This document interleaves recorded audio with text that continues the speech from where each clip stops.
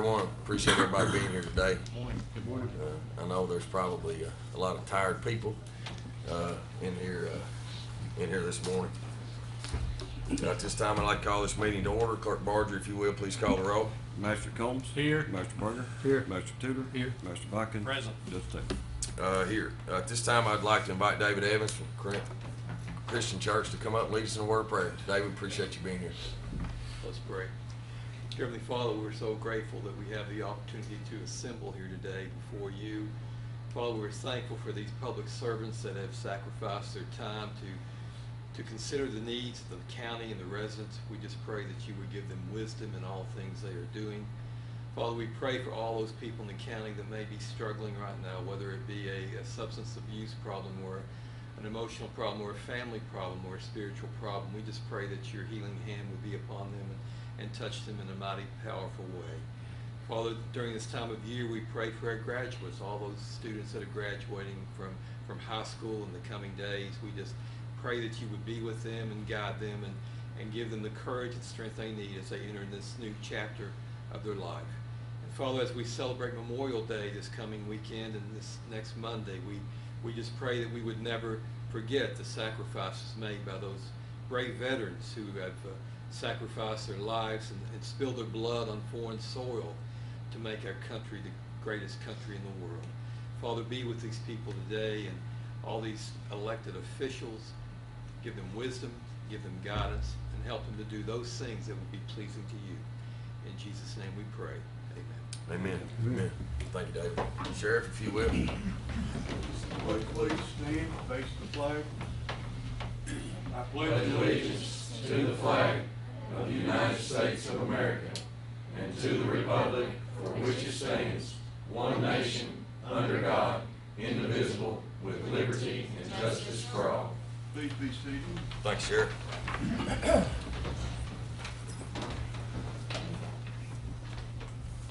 Guys, with everything going on, I think we're getting the minutes to you all late. I think there was a few mistakes on the minutes, Kenny. Is that correct? Yeah, we had some corrections on the minutes from the previous regular session, and then we just got the minutes for the special done this morning. So it's up to you all if you want to approve or wait to review. Guys, y'all want to wait to review and we'll approve them at the next meeting? Make that motion. All right. Got a motion to wait to the next meeting to approve the minutes. Second. No discussion. Call the roll, please. Master Combs? Yes. Master Barger? Yes. Master Tudor? Yes. Master Bikin? Yes. Judge Taylor? Yes. Treasurer's report. Good morning, Glenna. Good morning, how are you? Good. You? Good. Good. I dropped it in the drop box this morning, but I also gave you a hard copy of it, of the treasurer's report. As of April 30th of 2018, our cash balance is $7,958,121.95. And I do not have those percentages jotted down, but I'm gonna run through them real quick. I can find them in here.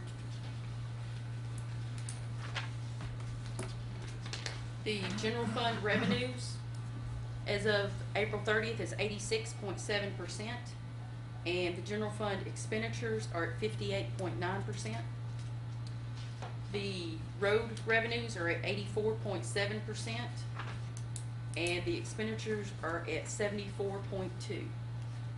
The jail fund revenues are at 88.7%, and our expenditures are at 84.38%.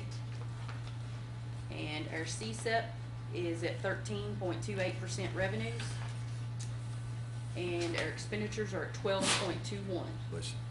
Our 911 fund is at 93.5% on its revenues, and our expenditures are at 56.74%. So we're doing well in all those. We've been working on the budget and the budget amendments that will come up here in a few minutes. So, does anybody have any questions about this month's treasurer's report? No, it does look good. Thank you, Glenn. Appreciate the job you did. Guys, first order of the business today. For one, I want to make an announcement. about the public hearing, when we were in Berea at our last fiscal court meeting, we were talking about the public hearing on the zone change for 28-27. That has been postponed and rescheduled for 9:30 a.m. on our next fiscal court meeting, which will be June the 12th, 2018. So I'm announcing that the public hearing for the land use change for 28-27 Lexington Road has been rescheduled for 9:30 a.m. June 12th, 2018, right here in the Madison County Fiscal Courtroom. So just making that announcement. Next, I'd like the court's permission to amend the agenda for a couple of road department employees that kind of came to us late, and obviously with us being sort of short-staffed in the road department, we wanted to go ahead and try to get these in the process. Okay. So moved. So I have a motion and a second to amend the agenda. This time, no discussion. Call the roll, please. Mr. Combs? Yes. Mr. Berger? Yes. Mr. Tudor? Yes. Mr. Bucket? Yes. Judge Taylor? Yes. So Scott, this time, if you will, come on up. We'll go ahead and just move to those, if that's okay with everyone. The first gentleman we'll recommend to you is Steve Mullins. We wish to hire him as a truck driver, general labor, $13 per hour, and his start date will be tentatively June 7th, 2018. And that'll be pending background check and drug test, of course, guys. So obviously trying to get employees in there, we're kind of going out of order a little bit, but just due to the circumstances being short-staffed, okay? This individual actually is coming from Madison County Utilities as well, right? Both these employees will be coming from Madison County Utilities. They both are CDL drivers. One is an actual CDL and light equipment operator. Good. Judge, I moved to hire Steve Mullins as a truck driver, general labor. Thank you, John. Do I have a second? Second. So we have a motion and a second, hiring them pending their their background check and drug test. So I have a motion and a second, no discussion. Call the roll, please. Mr. Berger? Yes. Mr. Tudor? Yes. Mr. Bucket? Yes. Mr. Combs? Yes. Judge Taylor? Yes. Go ahead, Scott. Second applicant will be John Mullins. He will be hired as a light equipment operator, $14 per hour. Start date tentatively June 7th, 2018. Also pending background and drug test. Make a motion to hire John Mullins. So, second. So I have a motion and a second to hire John Mullins as presented by Scott pending background check and drug test. No more discussion. Call the roll, please. Mr. Tudor? Yes. Mr. Bucket? Yes. Mr. Combs? Yes. Mr. Berger? Yes. Judge Taylor? Appreciate you, brother. Thanks. All right. Next, we have a presentation by the Junior Historical Society. We have some guests this morning. I believe some Waco Elementary.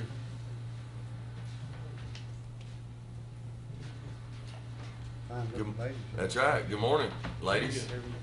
Go Waco. Good morning, everybody. Good morning. We just wanted to take a moment to kind of recognize these individuals. We've had about 17 this school year. Obviously, we couldn't kidnap 17 of the students away from class today, but we had 3 who came here, and they'd like to say a few words about this program. Before we get to them, we just kind of want to introduce the program to you guys because they've not only represented themselves in their school, but they've represented Madison County to the other students from across the Commonwealth. And what we did in August of 2017, the beginning of this school year, we created an after-school program designed to help enhance and enrich a student's engagement in history education. We worked very hard on going beyond the general assumption that history class is a bunch of names and dates and it doesn't live beyond the pages of the textbook. I'm sure we've all sat in classes like that. But really what history is our story. It's the story of our nation, the story of our state, the story of our county, the story of us, who we are as a people, who we want to be in the direction that we're moving. So through that program, they've had several opportunities to not only engage in history and experience unique experiences that they wouldn't have gotten otherwise, but they've also had the opportunity to give back to their community as well. I'd like to take a moment to just kind of go over their accomplishments And I apologize right off the bat because until I put it on paper, I didn't even realize how much that they have accomplished this year. But their accomplishments throughout the year include Kentucky History Impromptu Exhibit Competition, first place, state champions. These are competitions where they compete against elementary students from across the state. So from Paducah to Pikeville, from Covington to Williamsburg, they were competing against a bunch of other elementary students. Kentucky History Impromptu Interpretive Art Competition, first place, state champions. Kentucky State History Exam, first, second, and third place, state champions. Kentucky State History Essay, first, second, and third place, state champions. 2017-2018 Kentucky Junior Historical Society History Bowl, state champions. 2017-18 Kentucky State National History Day Individual Exhibit Regional champions. Kentucky State National History Day Group Exhibit Regional champions. Kentucky State National History Day Elementary Individual Exhibit State Runner-Up and Group Exhibit State champions. First school in their district to ever have competed in the Kentucky Junior Historical Society Fall Conference. First elementary school in their district to ever have competed in the National History Day competition. They are the first elementary school in their district to ever have competed in the National History Day state competition. So they're not only studying history, they're making history. They've been featured in the Richmond Register, top articles in the Richmond Register 3 times this year. They've been featured as a top story on the local televised newscast this year as well, and they've been awarded recognition citations from the Commonwealth of Kentucky General Assembly, the Battle of Richmond Association, the Madison County Historical Society, the Department of Kentucky Sons of Union Veterans of the Civil War, the Kentucky State History Center for National History Day, and National History Day, the national organization as well. So they have really paved the way not only for themselves and for Waco, but they've paved the way for elementary students around the state. We're in the presence of royalty, that deserves a round of applause. Absolutely. If you guys don't mind, I would like to say a few words about what it has meant to them this year. Hey, hold on just a second. All right. Pull that mic in,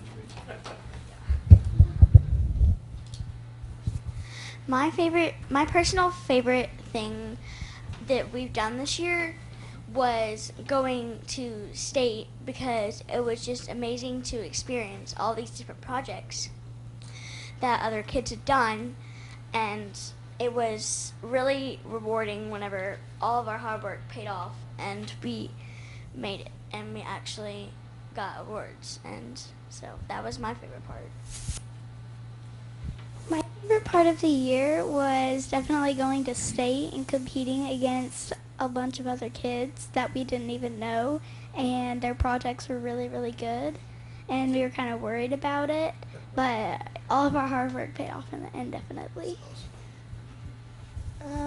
My favorite part of the year was when we did Living History Museum, because we've got to research about characters that we didn't know existed and learn about them and really get to act out themselves.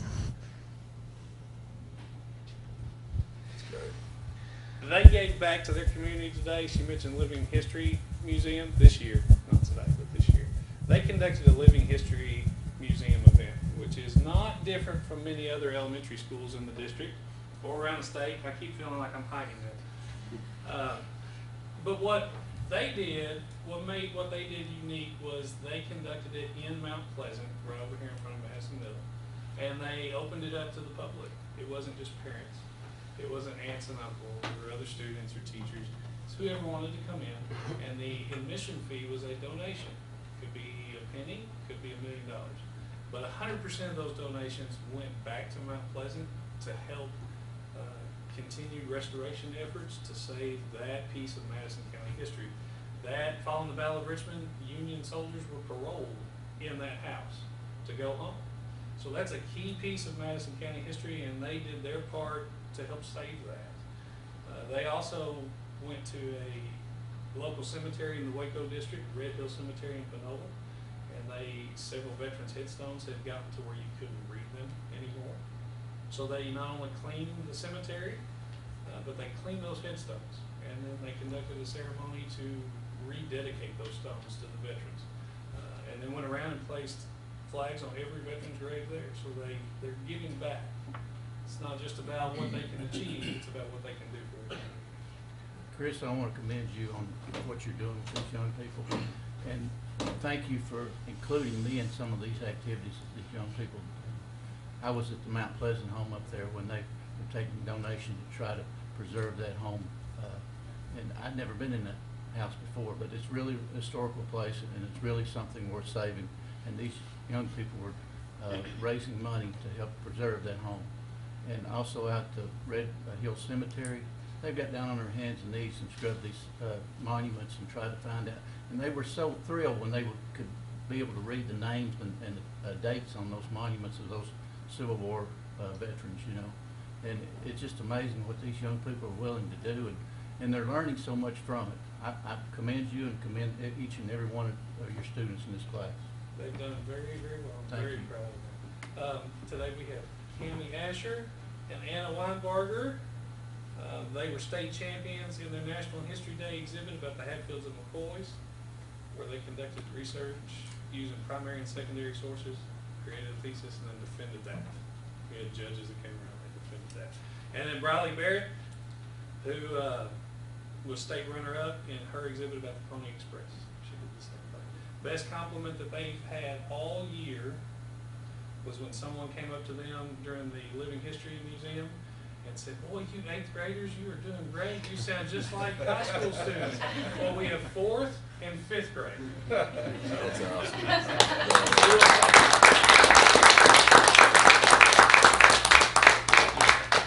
Thank you, Chris. Appreciate you. Thank you all very much for representing our county well in your accomplishments. Next, we're going to skip over the Mike Cottle Scholarship Fund. Lisa Cottle couldn't be here today, so we pulled that off the agenda. Next is 2018-19 road salt bids. Guys, obviously y'all had some, we've had a little bit of discussion about the salt prices this year in our reverse auction that we had. Obviously, I think we're paying $61 and some change, I think, this year on salt. Obviously, this bid was for $118. So at this time, I would like a motion and second to reject these bids for the salt auction. We are going to, there was some kind of technical issues through servers or whatever when our auction took place. And so we're actually going to be redoing this auction in July, so FYI. So that's why we need to reject these bids. And then there'll be another bid through CAECO in July, and we'll hopefully get a better price. Now, we have already gone ahead, just for y'all's knowledge, we have already gone ahead and used some of our extra salt money that we hadn't spent and stocked an extra 1,000 tons, I believe. Is that right, Willie? Yes, sir. The bins are full then, Willie. So our main bins we always fill, and then we've purchased another 1,000 tons in the old bins. So we're keeping an extra about 1,000 ton on hand than what we did last year, because we know with these prices, I mean, there's not going to be $61 again. So we're just trying to be smart. I appreciate their leadership in go ahead and doing that. So at this time, I need motion and second to reject the 2018-2019 road salt bids. So moved. Second. No discussion. Call the roll, please. Master Bakken? Yes. Master Combs? Yes. Master Berger? Yes. Master Tudor? Yes. Judge Taylor? Yes. Next is to approve the 2018. Thanks, guys. Appreciate you all being here. Yeah, thanks a lot. 2018 through 2020 Bluegrass Army Depot liaison contract. This is our Commonwealth of Kentucky contract that we have for the service that Mr. Craig Williams provides for us. I do want to talk a little bit about the description just so everybody understands. According to KRS 224.50-130, The host community liaison will act as a single point of contact for community relations, emergency planning, and community oversight of the construction, operations, closure, and emergency response of the facility. The Secretary of the Army was required by the National Defense Authorization Act to establish an agreement for the chemical weapons storage site. Payment for these services is 100% federally funded through the Assembled Chemical Weapons Program, also known as AQUA, and are not to exceed $50,000 for each federal fiscal year. So this is an agreement, and I would ask the court's permission for me to go into this, to be able to sign this contract for 2018 through 2020. Bluegrass Army Depot Liaison contract. Would it be like a 2-year or a year and a half? No, it's 2 years. Yeah, it goes for 2 years, yeah. I'd make that motion, Judge. Thank you, Larry. Second. And Thank Craig you. does a good job. Yes, you do. He's up to date, Yep, probably a lot more than anybody else. that's right. I think it's important. He's been involved with it for 20-something years, so he knows what's Yeah. going on out there. And he don't care to talk.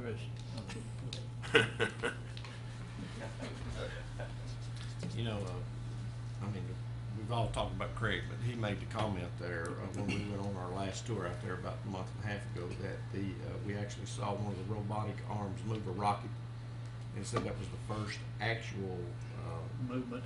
movement of a rocket, even though it was a dummy rocket, in 30 years. Yeah, So he's been on it a long Yeah. time.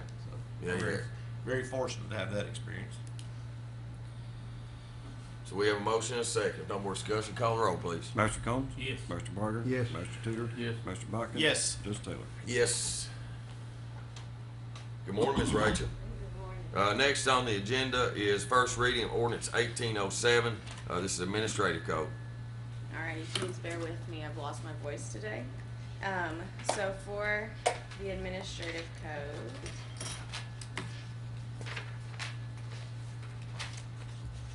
the first change was on page 13 where we added an elected official on 1.2E.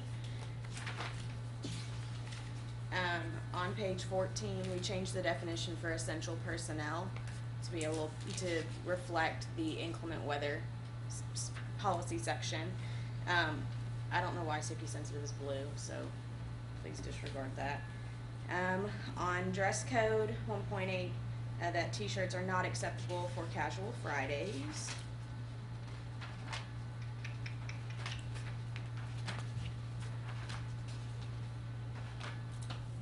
The next change was on page 26 with direct deposit 2.8. Just added a sentence where in the event an employee does not approve their time card on time, they receive a paper check from the finance office on the payroll ending date. That's just our practice now, so I just wanted to go ahead and add that in that section. For 2.11, gifts and gratuities, there was a little bit of confusion on the difference between an individual gift and if there was a staff gift where they brought it to the office, so I categorized those, and then I also put that it exempts donations that are given to specific departments. So this would be any type of major donation like the Bennett House or the Bennett Foundation, who ended up donating to animal shelter. So that just excludes any of those. On page 29, the corrective action procedures, I put that department head shall follow the procedures listed in the HR manual. I'm doing those. The next one was on page 32, 2.16 for employed by different departments to reference section 4.1 for pay, so you'll see that later. On page 36 for the employee assistance program, any expenses for the employee assistance program shall be incurred by the employee. So that's if they were sent to any type of counseling. That's not something that the county would be responsible for. On page 38, for the 4.1 underneath seasonal, so in the event that an employee is employed at a full-time department and then also seasonal in another county department, their hourly rate would be their overtime rate for their full-time position. So that's what their seasonal hourly rate would be. And that's all because of KRS, where how we have to report them for retirement systems. Aren't all the seasonals, they're hard in, I think, tell me if I'm wrong, at a set rate anyway, correct? Seasonal is listed within the classification schedule, but in the event that they work in two different departments, they fall under a different rule than if they just were hired in as seasonal and was not employed anywhere else. Okay. But now we did change it, just for your knowledge too, Larry, just so you know, is that with seasonal employees, they can get a raise. Yeah. Because we have seasonal employees that come back year after year after year after year after year. Sure. So, Yep. yeah. Sorry, Rachel, go ahead. No, you're fine. On page 39, I added underneath the employee classifications what's an interim position. These are not to exceed 9 months, and that is per Kentucky Retirement Systems. An interim position shall not follow the classification schedule, but rather evaluated on a case-by-case basis by the county judge executive and brought to fiscal court for approval. And that's a non-paying position. Interim is a paid position. Interim, okay. Yes. So, like a good example, that'd been Gary Vanderhoff, Mhm. correct? Oh, okay. Yeah. Interim. So, yeah, Yeah. as an interim director, Interim I to the guess. director Uh-huh. and then hired into the director or not, Yep. is the way that that could go. Yep. Also on page 39, hours of work, we added in daylight savings time because there used to be some confusion, so we just put in practice in the policy that employees shall be paid for all hours worked. So if it crosses 2 o'clock and they are working and it bounces back to 2 and they don't get off till 4, they get paid for that extra hour that they worked twice. The next one is on page 43 for pay stubs. So all of our pay stubs are now electronic for all fiscal court departments, excluding the detention center, and it's sent to each employee's county email address, which has been lovely, absolutely lovely. What was the reason exclude the detention center, I guess? Because they all do not have county email addresses. All do not have county email address, okay. So in that aspect, it's either all or nothing. So since some people didn't have it, they just all had to still stay paper. Okay. Is that okay with you, Doug? Oh, yeah. On page 45, we just reworded it a little bit because it didn't follow the finance manual. On page 46, underneath 4.10, promotions and pay increases, added, and if an employee is hired from April 1st to June 30th of a given calendar year, the employee shall not receive the annual increase for the current year's annual budget process. This is a practice that we've been doing, it's just putting it in a policy. So obviously if they're hired in April 1st, they wouldn't get their raise July 1st. On page 47, also in that same section, we added the years of service for the annual budget process, since that is included now. And then for part-time employees and returning seasonal employees, this was the language from the resolution that we passed last year, so I just put it into the admin code, so that's why it's red. But this was previously passed as a resolution. Okay, on page 48, underneath spiking, effective January 1st, 2018, the employer is no longer fiscally responsible for spiking notices. This responsibility has been shifted from the employer to the employee, and this is all pursuant to the Kentucky Retirement Systems. So this just putting what they've already passed in our admin code. Underneath evaluations, I expanded upon this a little bit, that way employees knew what they were to expect throughout the year. So there's a coaching session, there's a midterm performance review, and then there's an annual performance review. And that just explains which one's formal, which one's informal. That's just how we do it now.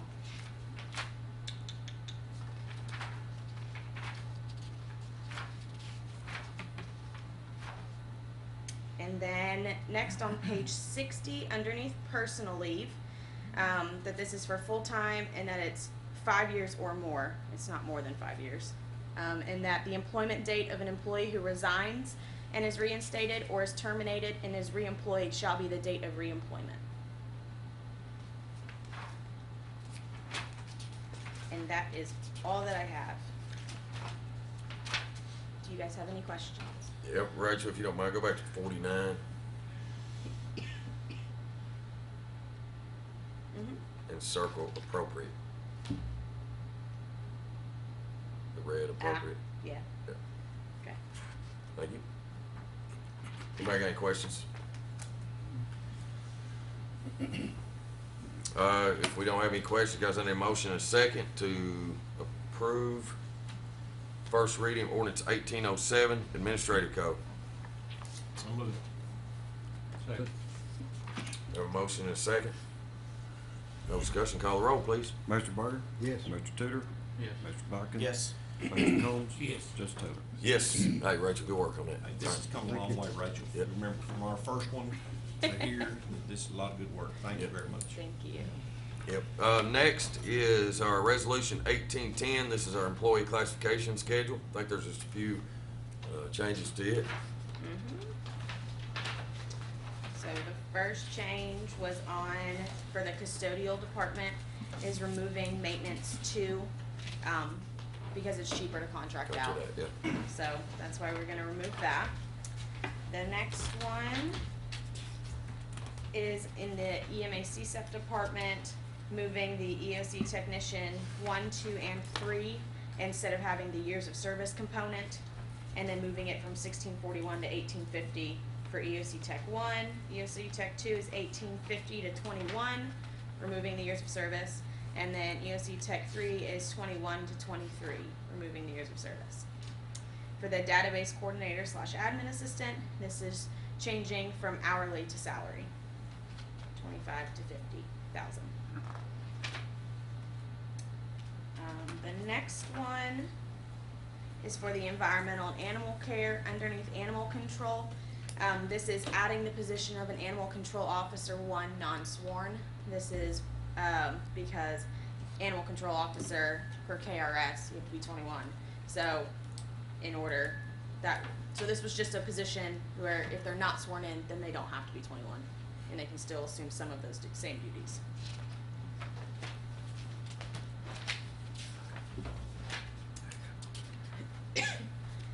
This next one is underneath finance, and this is changing the title, so this would be a finance assistant, and it would start off at $12 an hour. This is a potential part-time position, is what this would be. Next, for battlefield, golf course, and parks, so combining these two departments. For the golf course, for the head golf shop attendant, changing this from hourly to salary, to where it's minimum $23,750 to max $27,000. And then seasonal, increasing the minimum hourly rates due to the nature of each job and based on competitors. So your seasonal grounds maintenance would start off at $850. Seasonal golf shop would be $775, and seasonal outside of car attendant would be $750. And then historic properties and parks, this would be adding a curator position, and it would be from $40,000 to $45,000.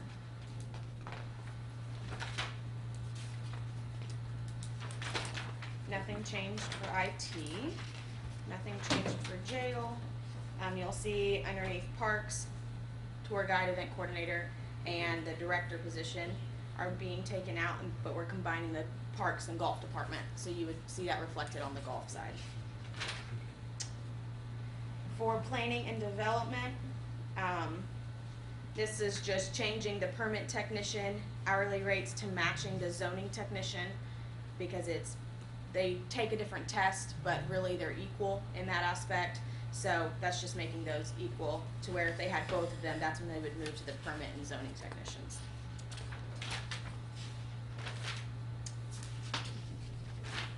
And that is all. Well, I think we changed in the road department, we changed the sign manager. Oh, yes. Changing the sign manager to a clerical / sign graphics. This would be a part-time position as well. And it would be from 1 to 5 years of service would be $12 to $12.50. 6 to 10 is $12.50 to $13, and 11 plus would be $13 to $13.50. Right, yeah, lowered that position. Yes. That's in the road. It's in the road department. And that's part-time. Yep. Yes, it would be part-time. Part-time clerical and sign graphics, yep. That's the only change in the road department, Rachel? Yes. All right, good work. Thank you, Rachel. Appreciate that. Guys, at this time, you've heard this. Need a motion and second to approve Resolution 1810. It's the employee classification schedule. So moved. Second. So we got a motion and second. If there's no discussion, call the roll, please. Mr. Tudor? Yes. Mr. Bucket? Yes. Mr. Combs? Yes. Mr. Berger? Yes. Judge Taylor? Yes. Good work. Appreciate you. Next, first reading of ordinance 1808, this 2018-2019 fiscal court budget. Guys, just a few of the changes. I know we had a very long and a very much appreciate the work session on the budget that we had a few weeks ago. Good work to you, Glenna, for preparing for that. You did a wonderful job explaining everything. A few of the changes that you've made since our discussions, which we discussed, you've done. So if you will present, please. Okay, the changes from the 1819 budget draft to the first reading. We decreased the road fund by eliminating hiring on 4 positions for this budget year only. The positions were, one was a medium-duty mechanic, 1 light equipment operator, and 2 truck drivers. It reduced the amount needed from the general fund to road fund by $145,037. I had not increased the salary line item for the magistrates yet in the draft, so I increased it by the 2.1% CPI. What do you say, guys? Thank you. The above changes that were made are reflected in the general fund by increasing the reserve for transfer to $2,523,603. And that was all the changes that were made. Tell me that number again. $2,523,603. Thank you. So that's You're a welcome. reserve transfer, that 2.5 number we're trying to get to. Yeah. Good. All right, guys, at this time, I need a motion and a second to approve first reading of ordinance 1808, 2018-19 fiscal court budget. So moved. Second. Do we have any discussion? I do. All right.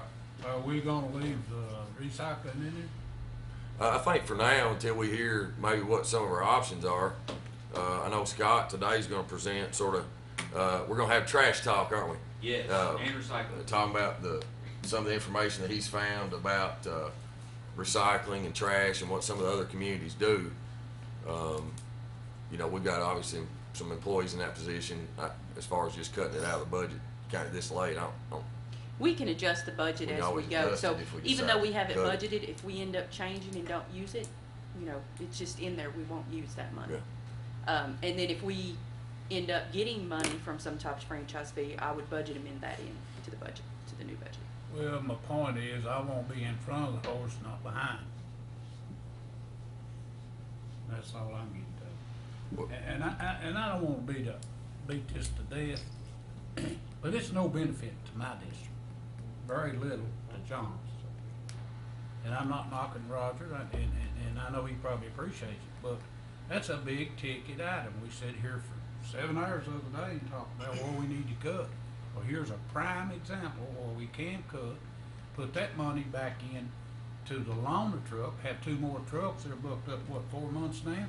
Still gotta have the people driving. Well, you're gonna have 2 on the route you're on, so it don't take 4 people. Well, I mean, me personally, I don't want to make rash decisions. I mean, this is something that we talked about the other day, and nobody's presented to the fiscal court about what our options are. So, you know, for me, I'm not going to make a decision like that until we have the facts in front of us, and we know which directions we want to go. And one of those directions was, and I thought that we were in agreement here the other day that Scott would go back and research some how we want to move forward with garbage for our county, how we want to move forward with recycling. Because if you start doing garbage contracts, depending on how we decide to do it, I mean, then those individuals could provide recycling, right? That is correct. I've got some And examples. at that point, we would then sort of, I guess, dissolve our recycle program because a trash company's maybe picking that up, and at that point, you would make that decision to do away with those positions or whatever. So, I think there's a lot more work to be done before we just all of a sudden, right now, at this moment, say, we're not gonna do recycle. Well, we have to the second reading to make decisions on that as well, correct? Yeah. Yeah. And it doesn't have to be done in the budget. Well, I made mention, instead of just dropping the program, I thought that the people was getting the service should have the opportunity to offer to see if they're willing to pay a fee, and if they're not, then we'll consider dropping the program. But I don't wanna drop it, but, I know Larry's district's not getting any benefit from it, and I agree with that point, you know, the people that wants it, maybe they should have to pay a fee, that way his district's not losing out because they're not doing it, you know, but whoever wants to use it may need to come up and pay a fee. I think that's something we need to search out before we just drop it all together. Well, he made the comment, at the last, when we went over the budget meeting, and his comment and the point to it is that, you know, we said this over and over and over, that it's time that we're gonna have to really scrutinize these budgets, and this is it. Sure. So, you know, that's a good point to be brought up, Larry. Thank you. I think, Rod, you know, that is a point we can look at if they're willing to have to pay for that benefit. I hate to drop any benefits that we're providing for the county. You know, we can't go backwards, but we have to be financially responsible too. And as far as providing a single garbage hauler for the entire county, that's something we need to look into. I'd hate to take away these private carrier their business, you know. I mean, Well, I've been down that road years ago, and this courtroom was packed. And when you cut that little man, and Judge, we talked about it, when you cut the little man out, and he sells all his equipment, the big man's gonna take over. You know what it's gonna be? It's gonna be just like cable vision. The sky's the limit. And then we also have so many roads, that these big trucks just can't get on. Yeah. We have to have a small one. I think it's something we need to look at before we make decisions. But there's gonna have to be a lot of work, and I told the judge I didn't care a bit to be on that committee and head it up and see if, you know, it could be that, you know, maybe the larger hauler, he gets a few extra on his run, and the smaller one does, but when you get every house, you can do it cheaper than you can every third. So, it's gonna take some time to work this out. You know, and I think, you know, Larry, you and I had talked about, you know, I think there's options. I think you could potentially divide the county up into sections to where that you're benefiting everybody. You're benefiting our county roads, we're benefiting our constituents, we're benefiting the small hauler versus the big hauler. I think there's a way to do it, but I think you're right, Larry, we have to get our staff, you know, we have a leadership, and Scott Tussey is that department head, to maybe look at some different options and work with our GIS people to see population-wise where maybe we could draw lines, and talk to our county attorney about what's legal for us, and to really maybe put a plan together. Well, and not only what I just said is, you may have 5 haulers in one little area, when you actually could get by with one. Yeah. But then again, it could be that the cost is not there.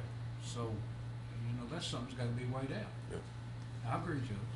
And then also, something we don't ever talk about is all those that don't even have trash pickup. True.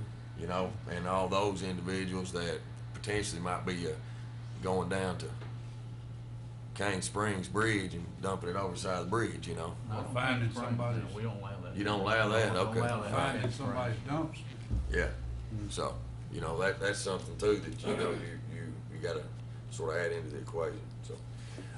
All right, guys, good discussion. We've had a motion and a second. If there's no more discussion, Clerk Barger, if you will, please call the roll. Mr. Buckin? Yes. Mr. Combs? Yes. Mr. Barger? Yes. Mr. Tudor? Yes.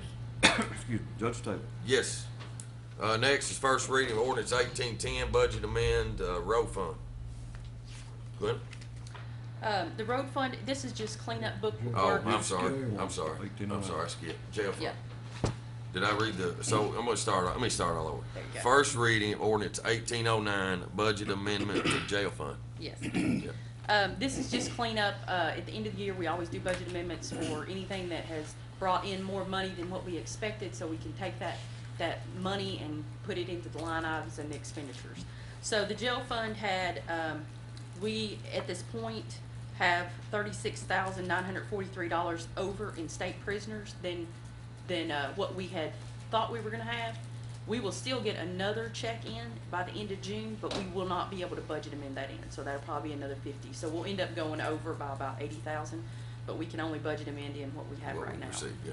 And then the surplus from prior year, we had $108,377 more than what we had put in the budget. So we can budget amend that in. Total of $145,320, which will go into reserve for transfer, which will then be divvied up to wherever we need it in the budget.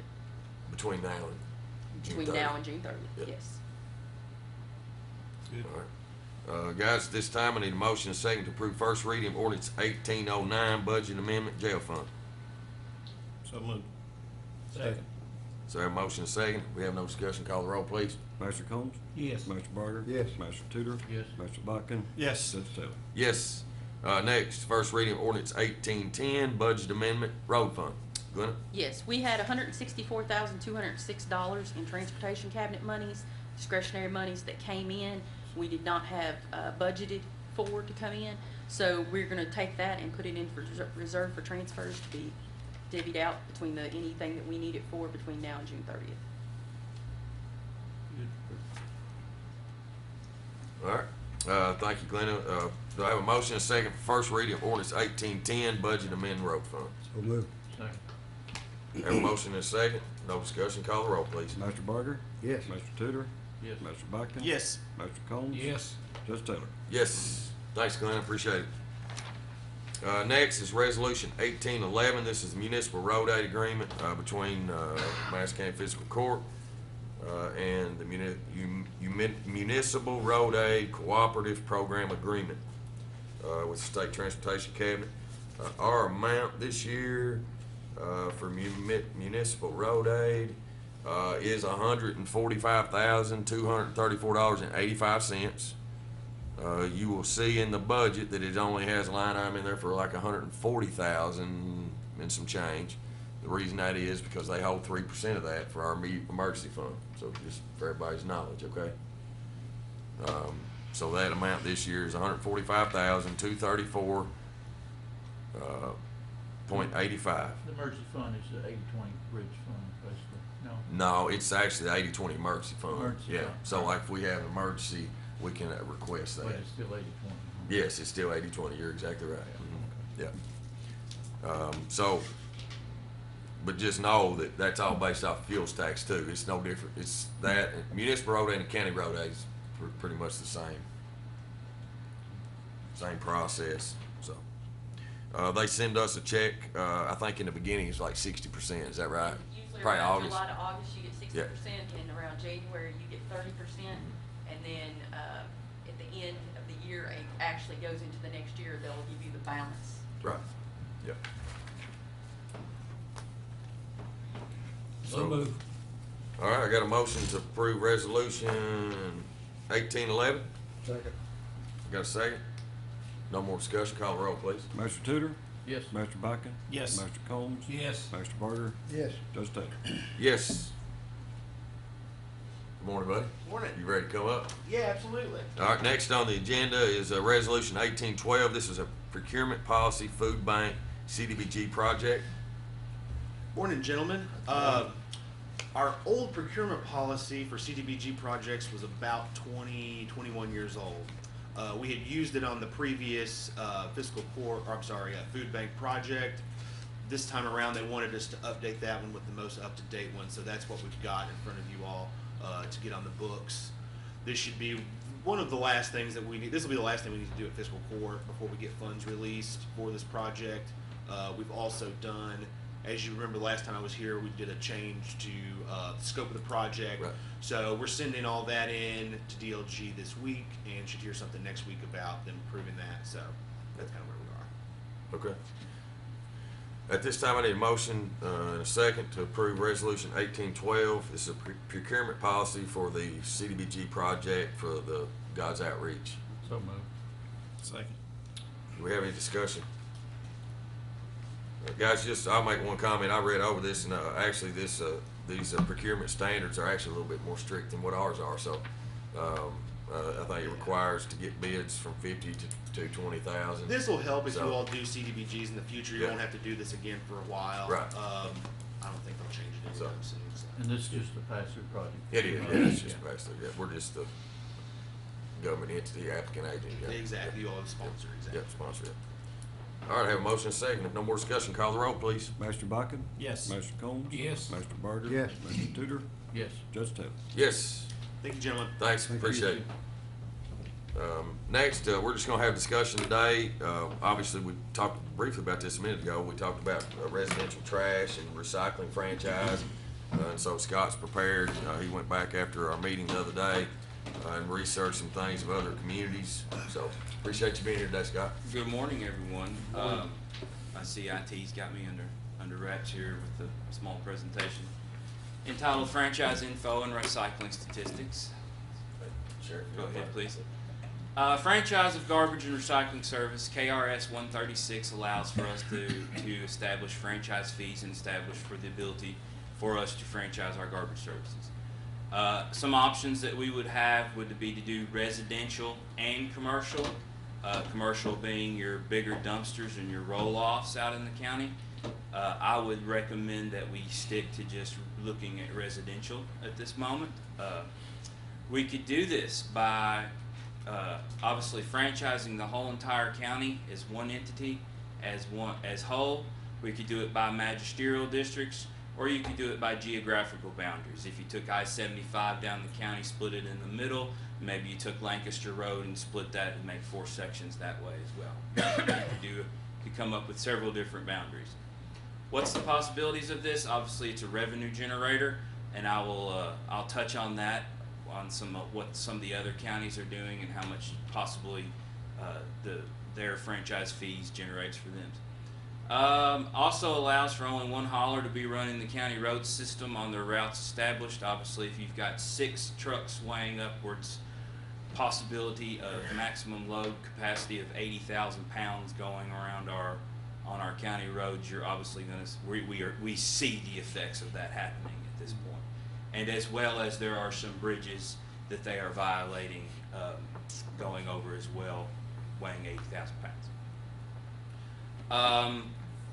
For the consumer out in the county, obviously we have calls a lot to our office asking about trash haulers.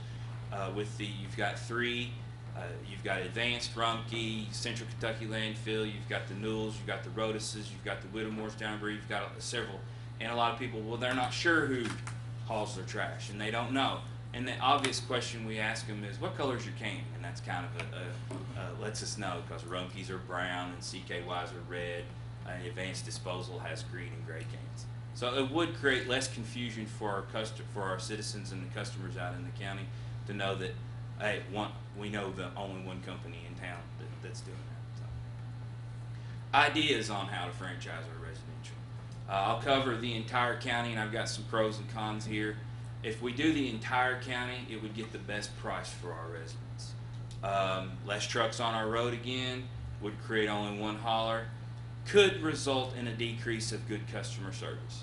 I have heard in situations where a company has both residential and commercial in a city, and then kind of the customer service aspect goes down because they know they're the only show in town.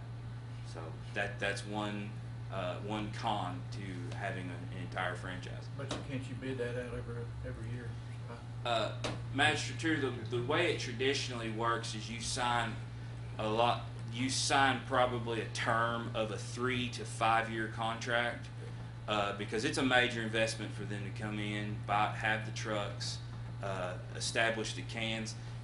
10,000 90-gallon containers is about $1 million worth of just containers. So it's a major investment that would be, the most of them look to have a usually between a 3 to 5 year starting contract, and then you have extensions built into the contract languages as well. So, looking at it, if you did it by magisterial district, you could allow up to 4 different companies to bid the project, and you could have 4 different companies. Would allow for the companies who may specialize in smaller or more technical pickups, because as we all know, the topography is a little bit different from here in the city of Richmond to the hills outside of Berea down to the river, and as well as up to the river in the northern Madison County areas. We've got flat areas, we've got mountains, we've got creeks and valleys. So, topography. As well as that could lead to each district having different prices. You could have 12 in one, 14 in another, 16 and 18. So that could definitely lead to different prices. Looking around our Central Kentucky area, I came up with some examples of our franchise and our monthly costs of what folks are paying. Here in the city of Richmond, they just signed a contract, I think back in March, a contract extension. Monthly service for trash service inside the city is $10.81, and that includes bulk item pickup and as well as a 95-gallon cart that the advanced disposal supplies to the citizens in Richmond. That is paid by the subscription service and paid by the individual. City of Berea, their annual, and this is the lowest tiered services. There are a little higher tiered services that, like, say if you wanted 2 cans or 3 cans, that goes up. So I'm just going with the simple factor. This is what it costs for simple pickup with 1 roll-off can. City of Berea, $9.30 a month for garbage, and if you want to have recycling, that is an additional $1.25 for the month. Hardin County Fiscal Court, they are a strict $16.99, which includes a bulk item pickup as well out inside of their unincorporated areas in Hardin County. And I think that area is a great comparative analysis for us, being that Hardin County is somewhere near E-Town, is somewhere near the same population and about the same number of households in their county as well. Their topography may be a little different, but it's a great example of something very similar to Madison County. Oldham County, $14.76 a month, and it includes up to 2 carts. Jessamine County as well, $11.54 a month, includes a cart, and then if you want recycling, it's $2.75. And that is done by Central Kentucky Landfill, I do think, on their contract. Are all these on a monthly basis, what you're quoting? Yes, that is correct, Master Thomas. Okay. And I just spoke with Jessamine County. They're happy with what's going on. I spoke with them yesterday. They're still happy with what's going on. They went to this they switched from Rumpke to CKY in 2016. They had a little bit of a rough transitional point, but they went from just strictly franchise on their garbage to adding that recycling for the $2.75 a month. Does CKI use the Estill County landfill, or where they dump it? CKY has a landfill in Georgetown, in Scott County, but with all their trade, they trade off, and you may have Rumpke dumping in advance, you may have CKY dumping in advance. They all trade off on their rates to help each other out. So it's possible that the trash that's picked up here by CKY is going to the advanced landfill in Irvin, and it's possible the advanced stuff that's being picked up is going in Lexington, could be going to Georgetown. So it's a trade-off. It's got the counties that you show there, they Can you just go have back? one hauler. Yeah, those They are all those are single hauler, those are single haul franchise county. and you had, obviously, if you probably had an option, or if you haven't found a county that has multiple. No, I have not found that. Yeah. Were they able to keep contract with their small haulers, or they had to eliminate those? In all of these situations, it is a exclusive franchise, and they are the situation that they eliminated. They went with one. Hardin County does not do commercial, so commercial was not part of that franchise contract. City of Berea and City of Richmond are exclusive residential and commercial, and I'm not exactly sure what Oldham County did. Okay. Franchise fees. They are based upon the gross collected revenue for each count underneath the franchise agreement. City of Richmond's is at 3%, City of Berea's at 3%, Hardin County's is at 5%. I do know, I spoke with the coordinator from Hardin County, that 5% franchise fee raises approximately $150,000 revenue for them a year. Oldham County told me that theirs raises them about $100,000, as well as Meade County at 8%, which is the highest one I found, which brings in them about $100,000 in revenue just for having that franchise contract. Now, each of these counties is a little different. Obviously, you've got different populations in Meade County versus Oldham County and Hardin County, as well as here. And you've got difference in opinions of residential versus residential and commercial. The fees that you're projecting there, are they come out of the numbers you gave us, or are they addition to those costs? The fees that they're generating from those revenue, Yeah. from Is it- those. Is it addition to the $16.99? No. Yeah. It's a, No. That's the hauler. They collect the revenue, whatever the base revenue that they do. The county gets 3% of that, and they cut them a check back to that. So, and there's varying ways on how that's done as well. Some of them collect it. Sometimes the county Sometimes the county collects the bills and then sends the money to the hauler. There's multiple levels of how you can set it up, and multiple ways of doing it. So, any more questions on franchise? I'm gonna switch gears to our recycling route and give you all a little bit more statistics and information about that. All the statistics and numbers are pretty close. They're pretty close to the accurately. Here's a map of our recycling program. As you can see, the highlighted areas are on each route day. You've got. He's just going to cycle down. The map was too big for the screen, so the orange there, that is Monday's route. The purple is Thursday's route. The blue there, bluish purple, that is Friday's route that kind of skips around. That's all of them. You can go back up, and then the Tuesday and Wednesday's routes are in the northern area of Madison County. You go out farther on the 52, then I guess that's off of Meadowbrook. To the right there. Yeah, right there. That's East Point, and then there's Countryside. I think that's Right. Countryside Is that Estates. as far east as you go? Yes. Okay. So that's the lay of the land. But ultimately, I'm assuming on recycle routes, you know, one of those examples was $1.25 a month. I guess that entity charged to have recycling. Yes. But that's not to every. If you want it, I guess you sign up to recycle, and then that person only is paying $1.25, and so. That is correct. That's the City of Bridge example, and as well as that's up to the consumer to sign up for recycling and choose that they want to do that in their house. Yeah. And that's just they. Yep. And the county doesn't do any of these counties or cities. They don't do any collecting. It's strictly done by the franchise. By the hauler. franchise person. Yeah. Okay. When I kind of started crunching the numbers and broke down the recycling program, we've never factored in the prorating the life of the truck on a 10-year lifespan. I looked back. We purchased the recycling truck in 2012 for $141,000 and some change. On 2017, looking at the labor, that's basically a part-time position. That is what we do with the driver is only driving the recycle routes every other week, and then helps out with other department things when he's not driving. We keep him busy. But the recycling route has about 7 to 9 hours of overtime that we get started earlier in the morning that is factored in there as well. The fuel breakdown of $9,128,000.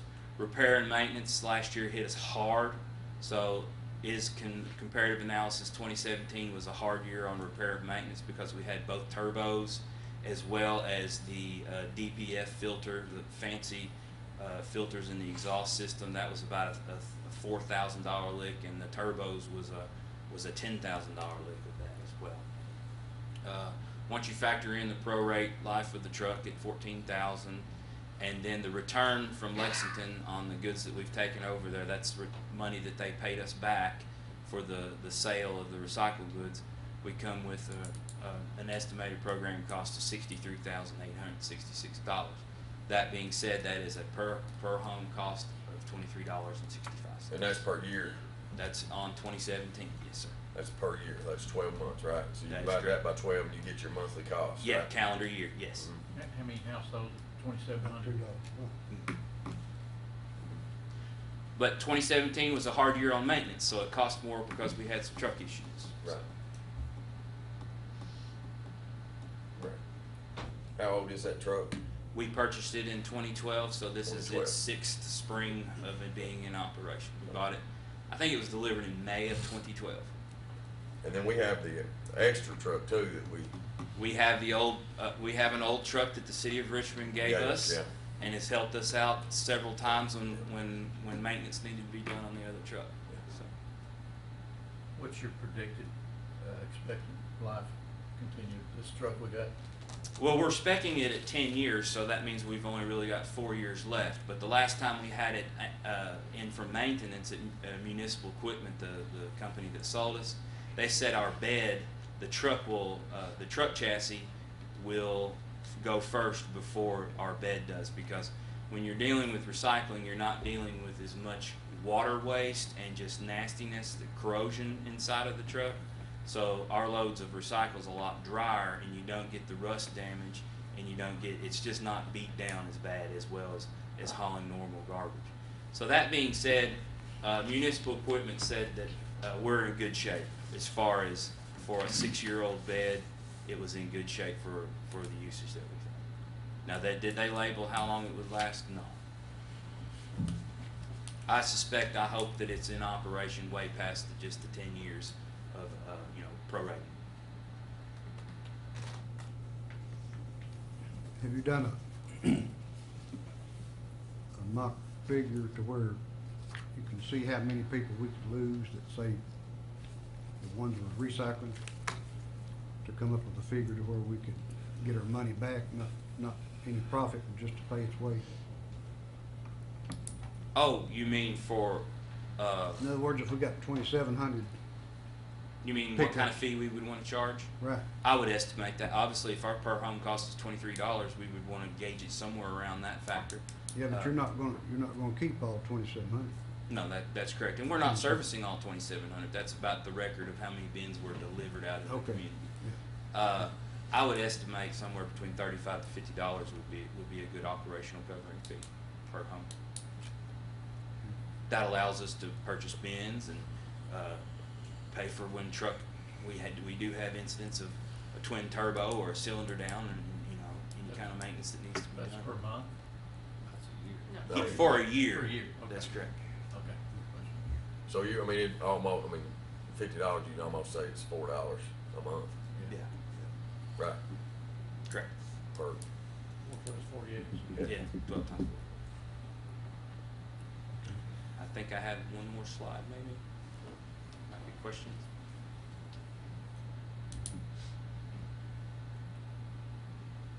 Questions or comments? I'd like to get a copy of your slides if we can, please, for Sure. reference. They should have been in Dropbox. Maybe I submitted them to the If not, maybe you can just get them and just email them out to all sure can. myself, please. And I will put a little plug note. We are one CDLB driver in the solid waste section, so we're still trying to find that person. Any questions? I don't have a question, but I have a comment.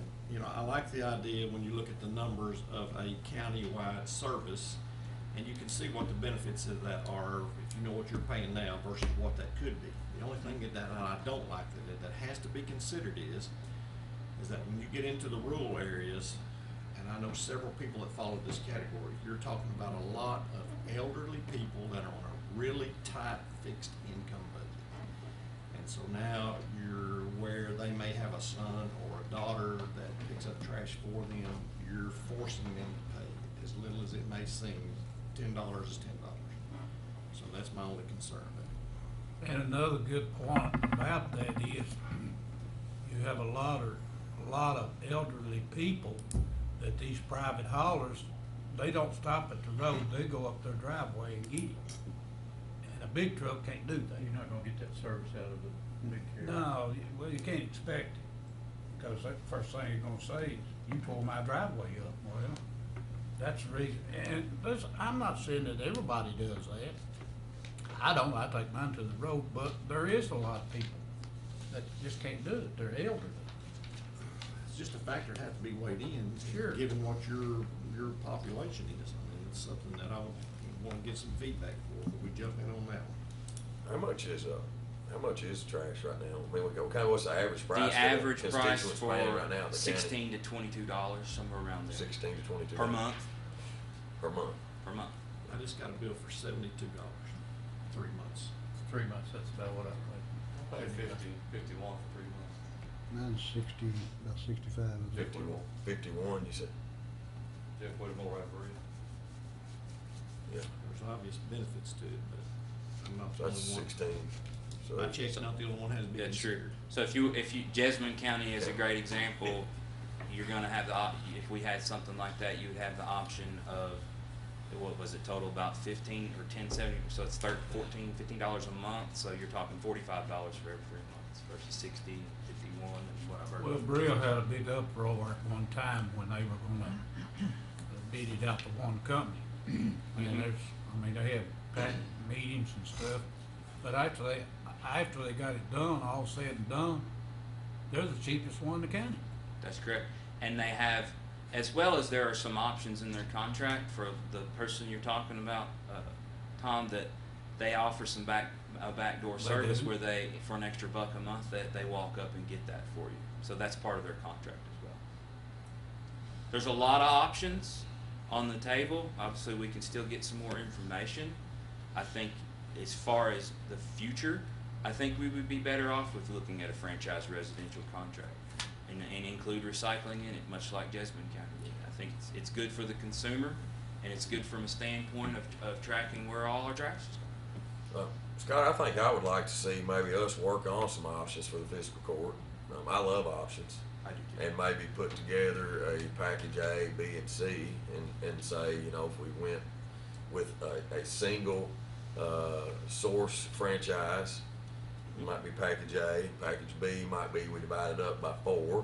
Yep. Package C might be we divide up the 4 by 4, and we strategically place the smaller trucks maybe out in the rural area where the roads are tighter, to where you don't have to worry about a bigger truck maybe. And I'm just throwing out options right now. A prime example that I've been told about in the past, and it might be worth a trip for me to go see, is how Pike County works. Now, Pike County owns their own landfill, and I do believe they own their own, the county themselves owns their trucks and does the garbage service. But I think they have like smaller compactor trucks that will run up in the creeks and the valleys and pick the smaller homes up, and then they come down to the end of the road and they unload it into a bigger truck. So that would be a prime example of kind of the topography to look at to see how they operate up in Pike County, and be a good analysis to see if that's functional here. You know, I think about a big garbage truck, you know, going down Dry Branch, you know. I've met garbage trucks on Dry Branch. I've met them in the back of Wolf Gap, and I don't even think Wolf Gap is paved. Willie, is it paved all the way? Yes. Okay. Yeah. Thank you. Yeah, that's my business. So is that good with you guys? Maybe we'll put some different options together. Yes. And if anyone wants to join me for a road trip, we can go to Pike County. Check it out. Thanks, Scott. I appreciate it, man. Good work Appreciate there. It's good information. Next on the agenda is I would like the court to make a motion in a second to reappoint a Madison County Utilities board member. That member is Danny Turner. His appointment is expiring in June, and this would extend him. He's a great Madison County. Call him Coach. He was my PE coach in elementary school, salt of the earth. He represents us all well on the Madison County Utilities Board. His term will go through June 3rd of 2022. So it'll be another 4-year I'll term. make that motion. I'll second that. I have a motion and a second. If there is no discussion, call the roll, please. Master Combs? Yes. Master Barger? Yes. Master Tudor? Yes. Master Bucket? Yes. Mr. Taylor? Yes, next, the judge's report. I've got a few announcements. Obviously, this time of year, we have a lot of events coming up, so I want to make sure that everybody is aware of what's going on out in the community. On behalf of, I'll say this on behalf of myself and the fiscal court, we want to congratulate all of our 2018 high school graduates. We wish them well in the future, wherever the good Lord leads them. And I'm tickled to death that they got their raising here in Madison County. And so maybe they'll take a little part of Madison County with them wherever they end up in life, and make that community even better because of the upbringing they got here in Madison County. Berea Cemetery's Memorial Day service will be Sunday, May the 27th at 2 p.m. The Battle of Richmond's biannual Memorial Day service will be Sunday, May 27th at 2:30 p.m., and that will be in the Richmond Cemetery. Richmond Cemetery's Memorial Day service will be Monday, May the 28th at 10 a.m., and that will be at the Summit Street Gate. Madison County Memorial Gardens Memorial Day service will be Monday, May the 28th at 1 p.m. Madison County Courthouses will be closed. Madison County Courthouse and its related offices will be closed on Monday, May the 28th for Memorial Day holiday. We will reopen on the 29th at 8 a.m. There's a Saving Captain Estill monument in the Richmond Cemetery. Seminar will be Thursday, May the 31st at 7 p.m. at the First Christian Church. Anybody that is interested in it, I do have a flyer. We'll be glad to make you some copies of it. But that's a Saving Captain Estill. Please join us for an interesting program about Captain James Estill, given by Estill Curtis Pennington. His program will review the life and importance of Captain James Estill. Although Captain Estill is buried at the battlefield where he was killed in 1782, his descendants erected a monument for him in Richmond Cemetery in 1870, and the monument has fallen into despair. So I think this seminar is to help try to raise money to reestablish and to repair that monument. Madison County welcomes the Kentucky Special Olympic Games. They will be here in our community June 1st through the 3rd. It's always great to have them. They are needing volunteers, so anybody that is interested in volunteer for the Kentucky Special Olympic Games, contact Kentucky Special Olympics for more details. The 6th Annual Waco Volunteer Fire Department Diesel Truck and Tractor Pull will be Saturday, June the 9th. It's beginning at 7 p.m. at the Madison County Fairgrounds on Irvin Road. The Daughters of American Revolution will be unveiling and rededicating their refurbished Fort Boonesboro Monument on Monday, June the 11th at 1 p.m. The ceremony will be near the fort, the original site of the original fort.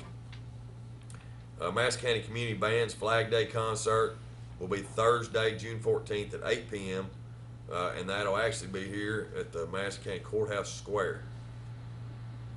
The Kentucky River Sweep will be Saturday, June 16th.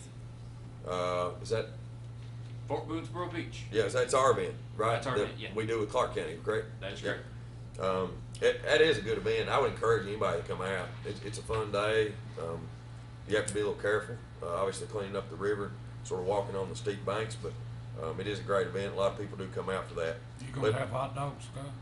We have hot dogs and hamburgers and a free T-shirt for each event. I was going to talk about it on the next fiscal report as well. So anyway, that's just preparing for everybody that would be interested in that. That is Saturday, June 16th from 9 a.m. until 12 noon at Fort Boonesboro. If you want more information on that, please call 624-4709. Comments from department heads? Mike? Comments from magistrates? Larry? Judge, I really don't have anything. I want to congratulate all the winners in the primary we just had, and those that were less fortunate. I would just say to them, hang in there, don't give up, stay informed of what's going on, and you will make a difference somewhere down the line. But other than that, I was a little disappointed in the turnout, but everybody's busy. Like Roger said, he said, "Lord, make it mandatory. You can't vote in the fall if you don't vote in the primary." But we're lucky to get them in one or the other. I don't really know, but I see we have our circuit clerk here, Allie. We're glad to have you, Allie. And other than that, Judge, I'm just glad to be here. Glad you're here, buddy. Tom? Well, I just wanted to say first of giving some thanks to the road department. They have done some projects here that they're trying to wind up and get finished. And some of those things have thrown us behind a little bit in the mowing season getting started. And so I've had comments about that, and we've just explained to them that we've had projects going on. And so I appreciate everybody's patience on that. The same thing to the state road department. They have had several projects in the 4th district that they have completed, and there's still several more that they need to complete. For those projects that are pending on those, I just ask for your patience on that. They're facing the same circumstances that we are in their scheduling, so they're a little bit behind on theirs as well. You know, on the election, my comments for that simply, Judge, is, you know, we live in a country that we are very fortunate that we have the opportunity to go vote for who we want to, and you can walk up to the poll and cast your lot for whoever you want to without armed guard, without being harassed. And you know, I heard a comment the other day that said that the First Amendment guarantees your right to vote, and it does. But I can tell you now that there's an American soldier, sailor, airman, marine, or coast guardman in every single country around this world that protects that right for you, and I say they give you that right. And I would just like to echo what Larry had said over there. You know, for folks that just came out and ran for offices, you know, you need to be commended for that, because it takes a lot of time, a lot of effort. If you win, you know, you feel great. If you lose, I can tell you work just as hard as the person that got on the other side of it, and all of those people are to be commended, and we certainly appreciate that. The new voting machines, Kenny, they worked fantastic for all the feedback that we got off of them. Of course, I'm a little bit special. It spit my card out and said, hey, feed it back in there again. We don't like that, but second time around, it took it just fine, so it was all good. The last thing I have, Judge, is they changed the weight limit on the bridge, CSX bridge coming out on Millis down by Ferristown School. It was a 10-ton bridge. That weight limit has now been changed to 3 ton. So we are going to do our best to get those signs changed, get the state road department to get signs up down there on White Station and down there by the actual old station itself, you know, saying, and we need them at state roads down there to Duncannon intersection by the S curve to say, you know, no semis.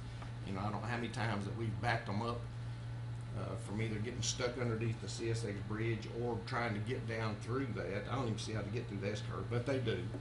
And you know, that signage needs to be put up there to prevent those guys from coming down through there, because they're constantly doing that, blocking up the road from both sides. And so, but anyway, anyone has any questions, comments, concerns, you can reach me at 200-9765. Tom, just to add to that a little bit, I did reach out to the both school systems, make sure that they were contacted on that bridge. Yes. And they both were. So just FYI for any parents watching or any concerns that maybe use that bridge, that we did. Both school boards, Berea Independent and Madison County schools, are aware. So, Judge, I'd just like to say Philip Seifert, our county historian, is putting flags on cemetery monuments that were veterans for Memorial Day. Sharon Graves and I got to participate out at Flatwoods and College Hill Sunday on helping with that.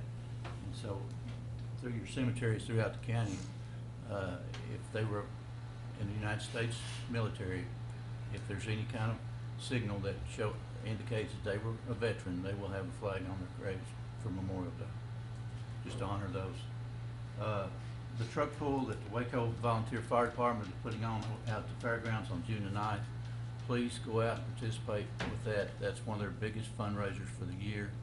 It's always a fun time. They bring in pullers with even semi-truck competition out there, tractors, trucks, and whatever. And it's an all-night event. Is it more than one night, Tim? I think it's just one night. Just one night. But it's a big fundraiser for them. Go out and support them. There's always a large crowd out there at that. I've had a couple calls this week about our sewage out to Kentucky 52. We need to call Elliot Turner. He's in charge of that sewer project out at old Kentucky 52. Some residents are wanting to inquire about hooking on to that project out there, so Elliot Turner can give you the information on that. His phone number is 200-9543. And I'd just like to congratulate Chris Workman and his students this morning for coming in and all they're doing throughout the county. They're learning a lot about history, but they're being participants in civil actions for the county. I mean, they're learning to be good citizens for Madison County. I'd just like to commend them. That's all I got, Judge. Thanks, Sean. Raj? Most of the others have touched on it, but I want to thank everybody that come out and voted, expressing their right to do so. I think it is a privilege that you can go vote for whoever you want for. Like they said, like Tom said, you know, there's some places armed guard is there either kind of threatening you to vote for a certain one or not, you know, but in different countries it's done different ways. But I don't want to touch on it today because it could turn into a long discussion, but I'm really concerned about the signage for the campaigns, where they put them and where they're not supposed to put them. I think we need to get on board with the state road department and try to all come to the same agreement so the regulations are the same in our county for the state roads as they are for the county. Because I've seen it used before, you know, well, the state lets me do it and I didn't know that you all already different, you know. Well, if it's all the same regulations, it'd work out a lot better. It's just ridiculous when they put them all in the ditch lines, you know, and then they're mad when the mowing service chops them up or whatever. It's dangerous as well. You know, these things has got wire in them, and if they hit them with a large bush hog blade, it can fly a number of feet and hit somebody. So it's dangerous. It just needs to be to where we don't have to take our time to pick them up or get them if we don't have to. If we do, it's a fee to get them back. I mean, somehow we've got to teach them that the signs need to be put in places where they've been approved to put. That's about all we got. Thanks, Raj. Thank you. Kenny? Yeah, we got turnout numbers from yesterday due to the new software. We've got turnout numbers that are coming out here now. We've also got turnout numbers per precinct that are available now. Total number of votes cast, voters yesterday was 14,736. That is a turnout percentage total of 22.5% for the county. And some of those precincts, some precincts were pretty high, some were in the 50s. But that happens every time depending on who's running, what races are up. Is that it? That's it. Thank you. Judd? Sheriff? Go. Just tell everybody to be cautious down 421. Pick up trash down there, probably be down there for about a week or so, going towards Foot of Big Hill, so. You can get Jackson Hall? We're going that way. Yeah, so just everybody, be patient out of that area, got the officer and the inmates out working on it, road. Thanks, Doug. Appreciate it. Comments from the audience? Can I get one on the recycling? I'm sorry? On recycling. I just want to give you, your gentleman, just a little bit of. Yeah, you want to? Yeah, absolutely. Yeah, absolutely. Sure. Yeah. I wasn't sure what you were asking. I thought you wanted. Sorry. I thought you wanted a copy of the PowerPoint. Well, I do. But okay. There you go. So anyway, thanks, gentlemen. I just wanted to just kind of give you some history about the recycling that went on, and thanks, Scott, for pulling that stuff together.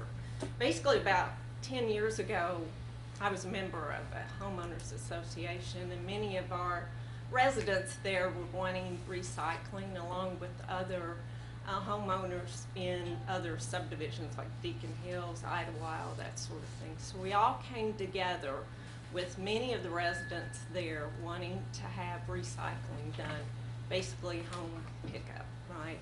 And so we worked jointly with the fiscal court on this, and we were able to come to agreement, and we worked together as a team effort, and that was Ron, and everybody was very happy about it. So, and you know, with the discussion that you had, it was a good discussion this morning. What I would like to do is basically go back to those residents once you get, because the first thing they're going to say is, what is this going to cost me a month, is basically go back to those residents and get their opinion on it. So what I'm requesting is, I know normally you all read an ordinance for one meeting and then 2 weeks later, you know, you vote on it again. And so what I'd like to ask is basically when you all come up with a plan, a price, that sort of thing, that you give me longer than 2 weeks to go out to those residents, actually to be able to pull their opinions in and do that. Because we did do a ton of work 10 years ago, and it was definitely a team effort. So if that would be possible. Sure. One of the things I might even encourage you to do, if you wouldn't mind, is I mean, I think some of that information might be valuable going into this. and don't wait till we come up with a plan. Okay. In order to ask those constituents whether or not, I mean, obviously you've worked with them in the past because Absolutely. 10 years ago. And so I would encourage you to go ahead and maybe request them, would they be willing to pay Okay. more money? I'd you be know? happy to. And maybe do get that. a scale, what is it worth to you, you know? Yeah, well, So- they'll give you a worth, and then they'll say, I don't wanna pay anything for it, right? Yeah, So, yeah. you- Yeah, I feel Right. it in these property taxes. Yeah, so, You know, anyway, yeah. but that was what I was gonna request, and I'd be more than happy to. Sure. To go back and talk to them. That'd be about great. it. Okay. Yeah, thank you. Thank you. Thank you.